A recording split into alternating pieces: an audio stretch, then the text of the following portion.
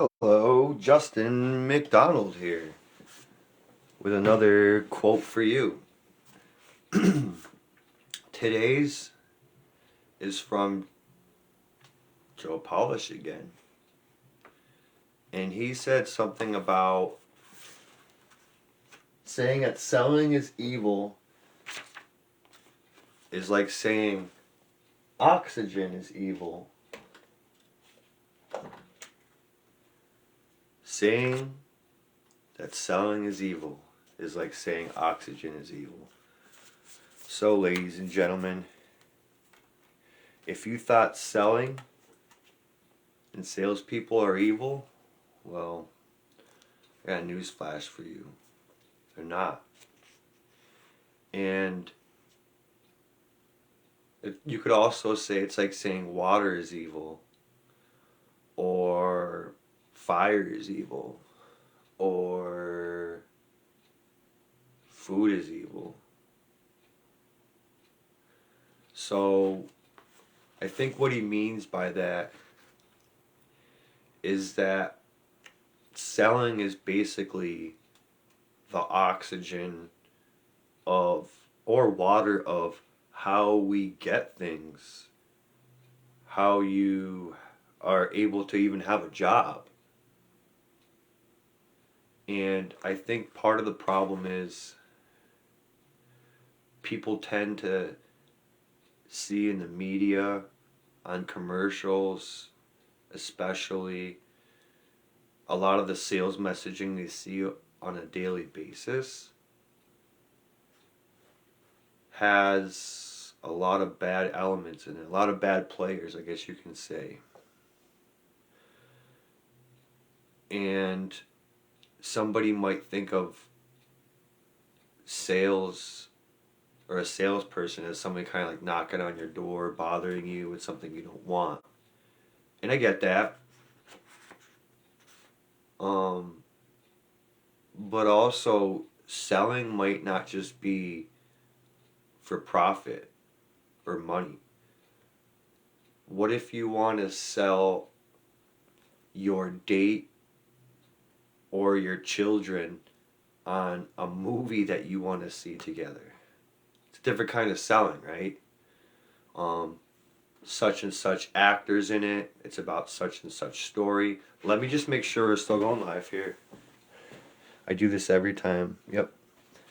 I have a very old, cheaper model phone with a camera on it, and I'm also using like a really just rigged up stand, and it seems to be working so far. But yeah, even if you want to sell your family or your date on what's for dinner tonight, or a movie that you really want to see, or something you really want to eat, you have to find, like I was saying, like maybe such and such person is in the movie, actor, actress, or for food, maybe there's certain elements in the food that might make the family want to eat it. Like you could have chicken or cheese or some salty, sugary thing or something, and it's like, even if they haven't tried it before or haven't heard of it, they might be like, "Ooh, I want that," because so like selling is not evil at all. You could even say the same thing about marketing, capitalism, selling, salespeople, and advertising. And a lot of the reason why people attach bad, bad feelings about it, and stigmas is because, again, there's a lot of bad players, and people are constantly seeing examples of just bad advertising, bad salesmanship, bad business, bad customer service. And none of these are dirty words. It's just that, again, the more popular players have kind of muddied the waters in such a way where whenever somebody hears the word marketing or advertising or sales, they get like all freaked out.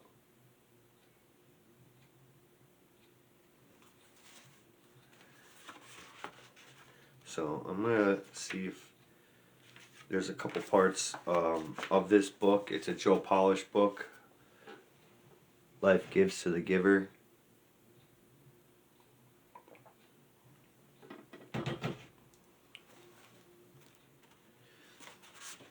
He was saying something about his favorite definition of selling came from his friend Dan Sullivan. And I like it too. Said something about that selling is getting someone intellectually engaged in a future result that's good for them and getting them to emotionally commit to take action to achieve that result. Again, selling is getting someone intellectually engaged in a future result that's good for them and getting them to emotionally commit to take action to achieve that result. I don't hear anything evil in there, do you? So, like Joe's saying, if you look at the definition, it's pretty profound. Getting someone intellectually engaged in a bigger future that's good for them and getting them to emotionally commit to take action to achieve that result. And he goes on to saying, well, if you take out the words good for them, then selling could be evil. Yep.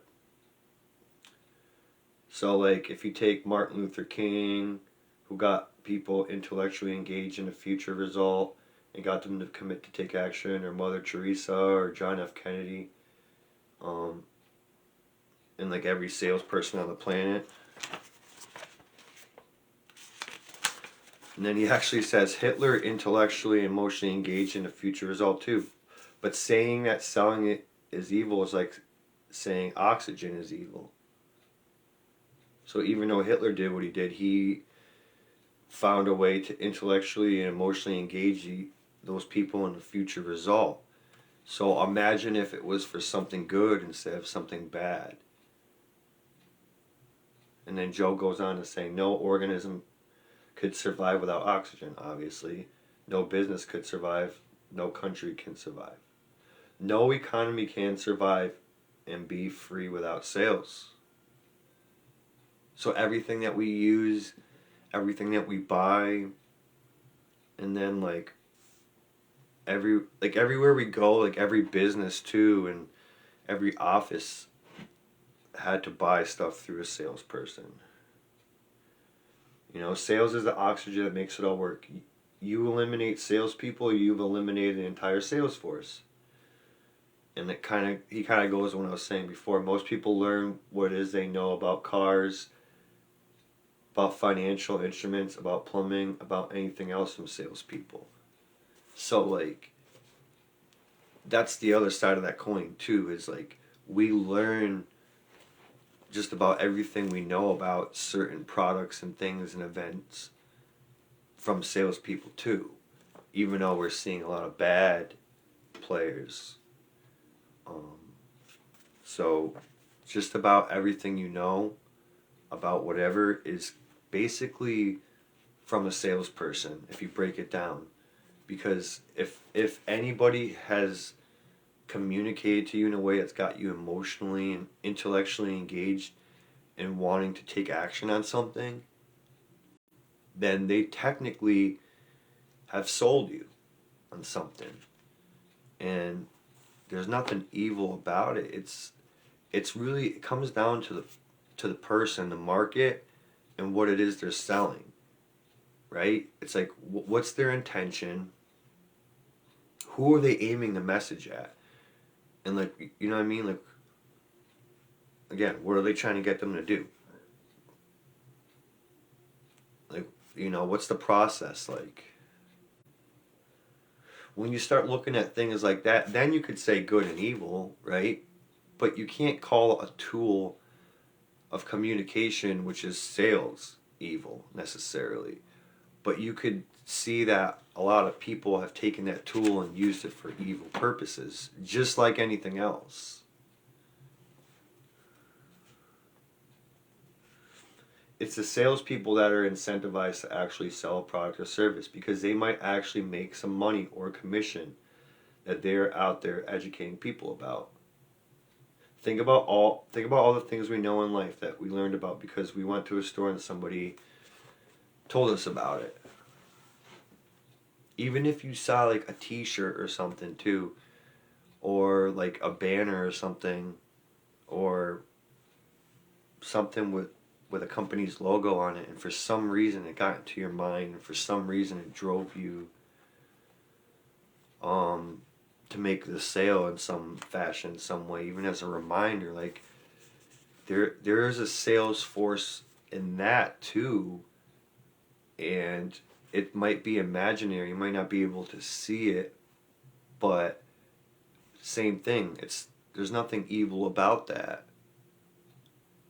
um that kind of brand recognition and loyalty is kind of rare, but it is common at the same time.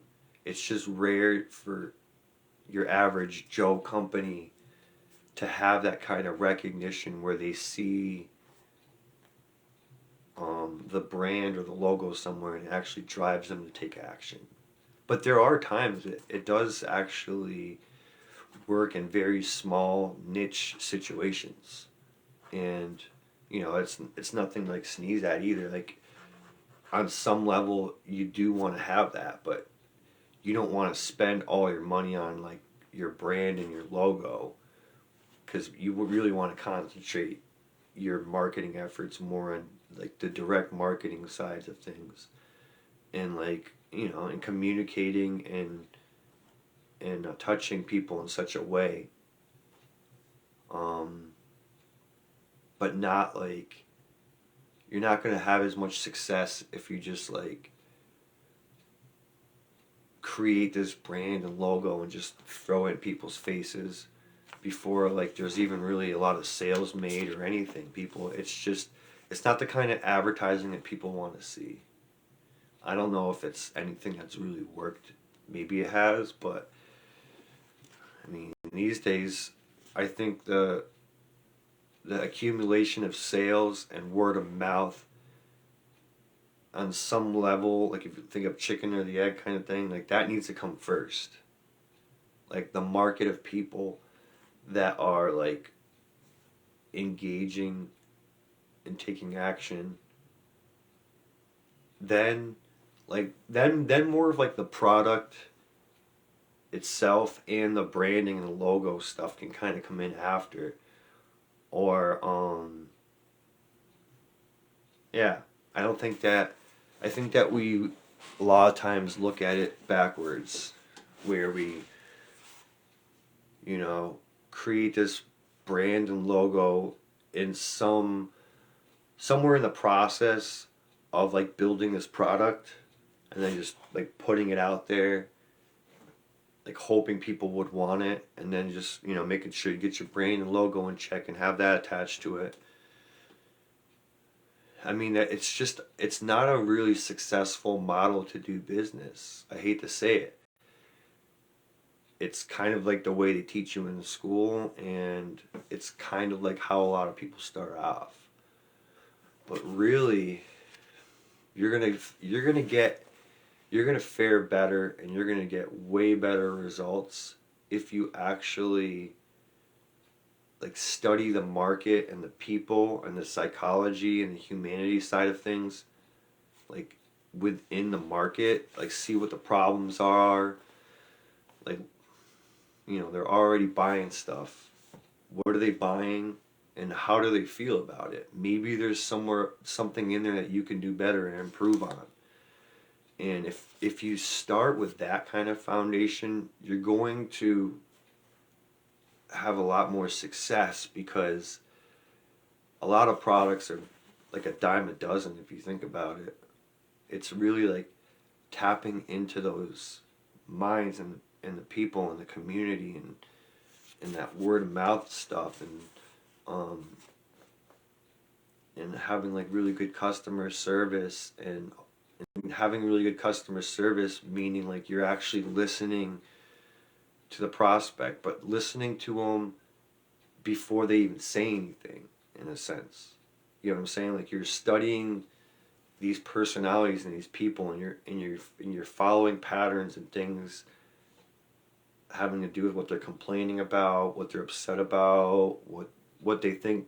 Maybe there's some key features or benefits that they're really excited about that aren't really being highlighted by other companies. They're just pumping out these products, and people are also commenting on them and giving testimonials about them and stuff like that. So before I go further, I just want to make sure no content is lost. So I'm going to just make sure we're still going live here.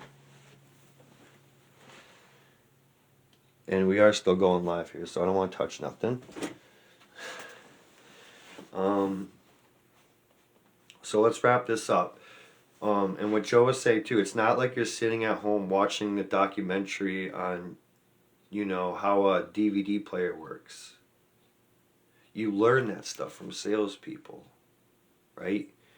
You know how your computer works or a DVD player works. I don't know if people still buy DVDs or Blu-ray, or your phone, or your car.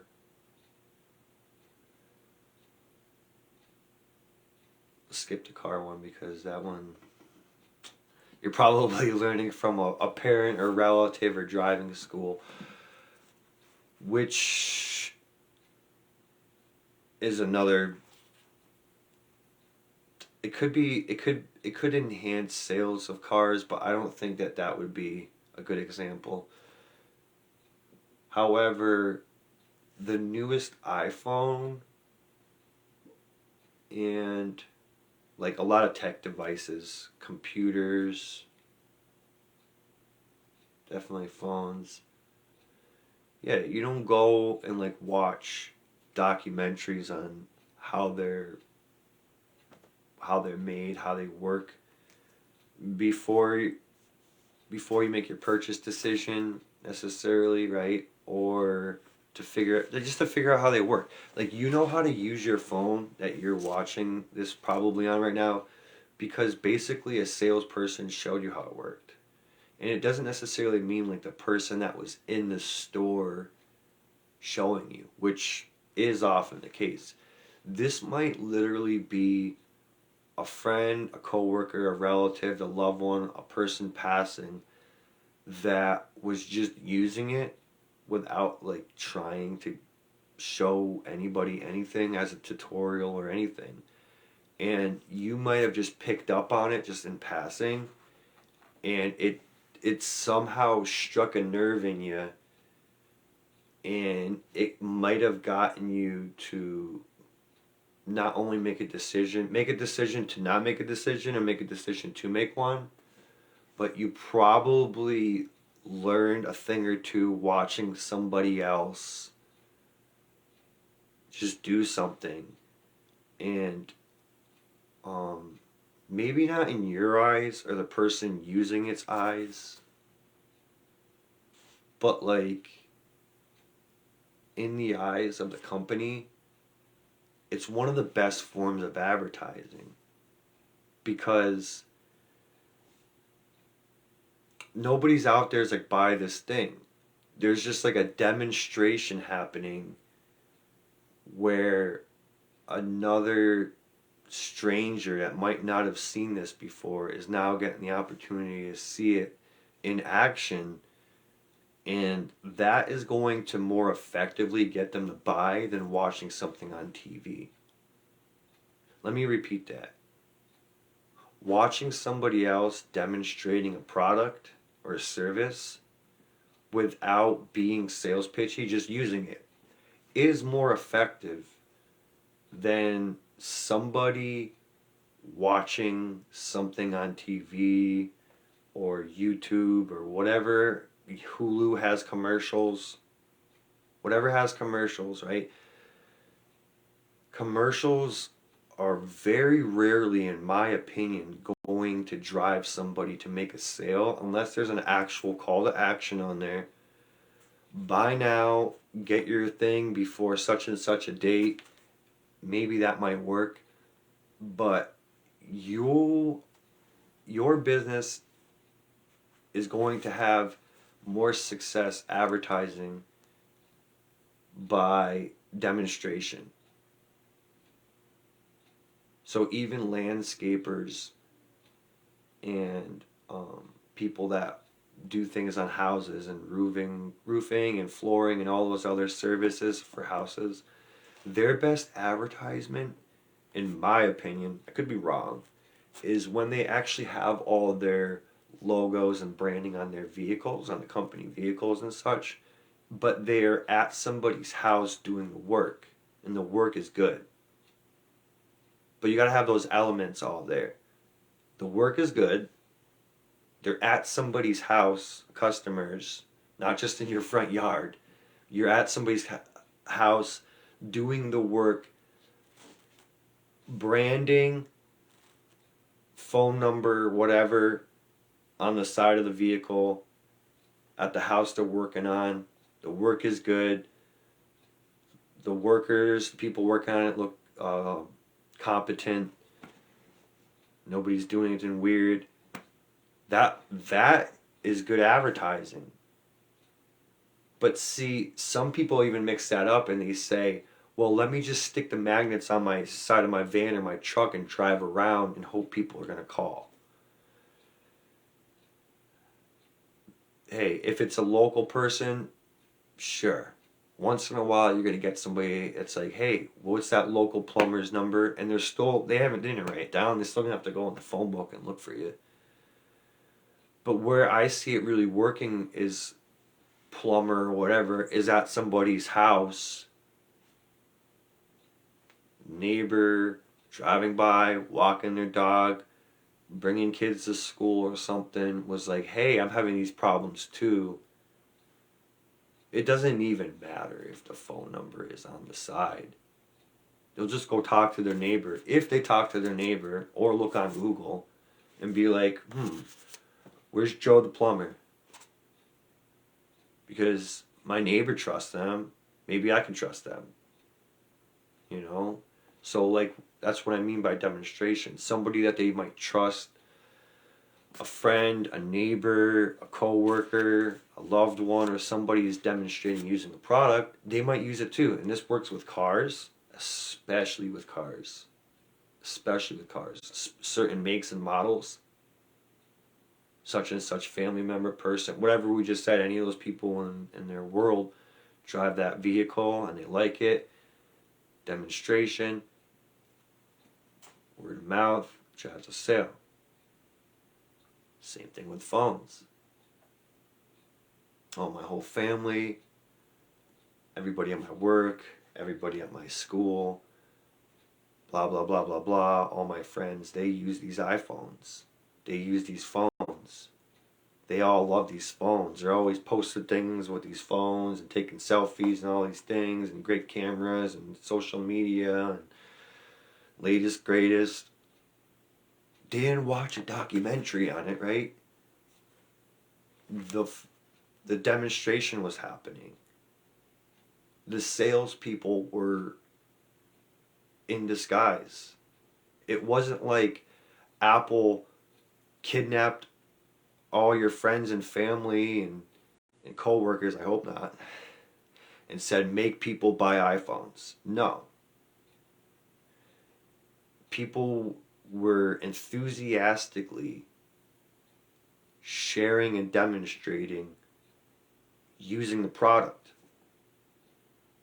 And for some weird, crazy reason, something happened in some people's minds and like, let me go get that thing too.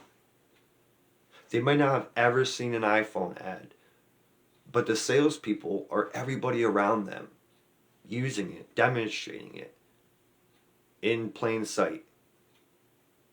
No weird sales pitch, nothing. It was just people demonstrating doing something and other people observing, and they got emotionally intellectually, or both attached to it. And when they went home that day and when they went to bed or got up the next day, they were like, oh, geez, I need to get this new iPhone.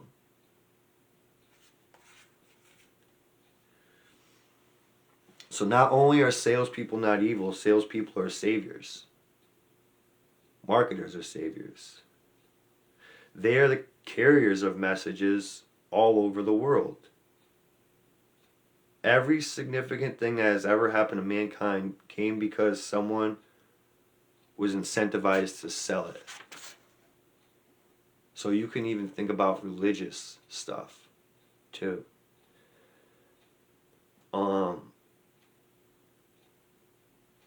In some way, even like certain kinds of, I don't want to get too religious, but even certain kinds of Bibles and religious study. The people that were asked or told to spread the word, if you follow the money, they were incentivized in some way to spread it. Maybe it wasn't for money. Maybe it was other things. Maybe it was power. Something. Another word that people misconstrue. Power. Because we see that absolute power corrupts, and we see power being used and abused by big, powerful tech giant companies, corporations, big government, all that stuff. So, all around the world too. So, yeah, power is another thing that people, dirty word, but it's not. It's not at all. It's just another tool that people misuse. And part of why we're all here too is to understand these things and use them for better purposes, to better the world around us, not destroy each other, not for greed, not to destroy the world around us, to embrace this gift that we have that's for free in this time that is like, we're living in the best time ever, but because of absolute power and where people spend a lot of their time and energy on, it seems like we're living in a very crappy world, which I can understand. And if you want to say we're living in a crappy world now, then we always were and we always will be. But it's not a good way to be thinking about yourself and the world around you. Because if you really, really think about it, we are living in the best of times right now. It's just, in my opinion, it's hard to navigate in these waters now because they're so muddy and lurky. They're just, there's just so many distractions around you. There's so many distractions around you, and yeah, that's why I stress to my friends and family and people that I meet is that you really need to have a mission. You really need to have a mission, a purpose, because if you don't, of course, you'll be provided with one, or one that you may not want or can't handle if you don't choose your mission, or you'll be worse off than a fish in a fish tank because that water ain't too clean. So when you have purpose and direction and mission and a hierarchy of rules that you made for yourself, built on the values that you've developed for yourself, now you're cooking. Doesn't matter how gross the water is or how dirty the water is. Like, you can keep trucking along because you know that that's your purpose. Whether or not you have the success and achieve and cross the finish line, if the process that gets you there is something that can still sets, like you feel good about it, then that's might be what you want to go after.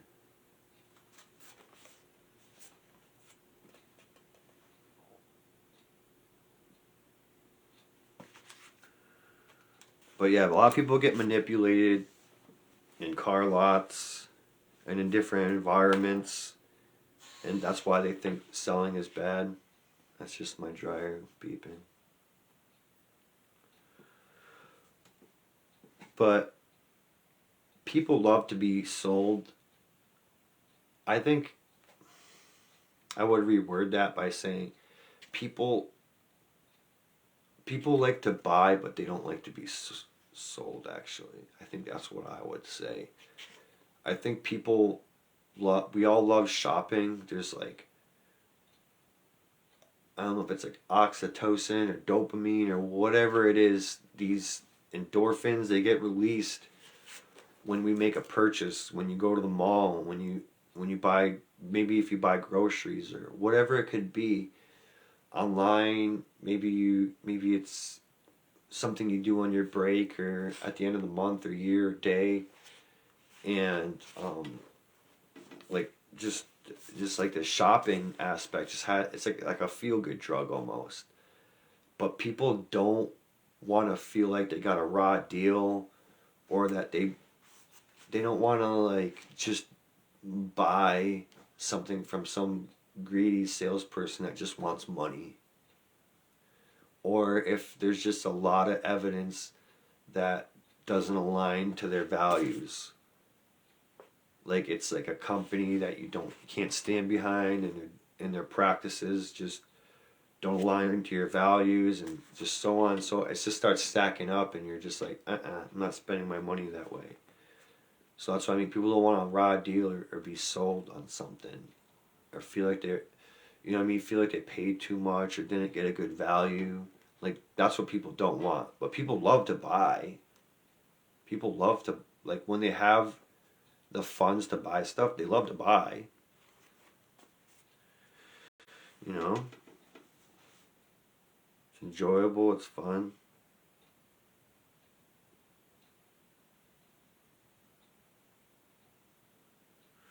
So yeah, I mean, just to sum up, anybody's ever read a book, gone to a movie,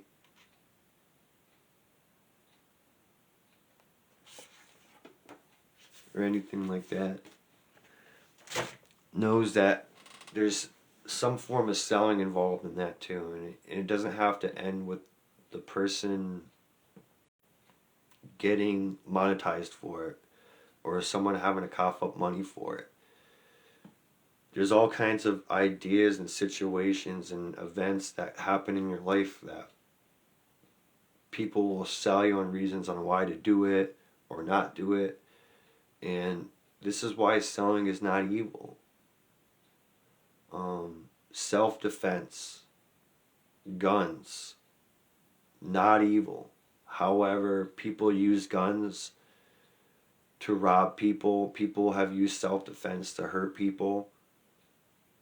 But neither one of those tools is necessarily evil, is it? And so neither is selling. It's more about what the intention is, right? It's what the intention is, what's the purpose? Who are they going after and why? So that's all I have for you today. Thank you very much for listening and or watching. Have a lovely day.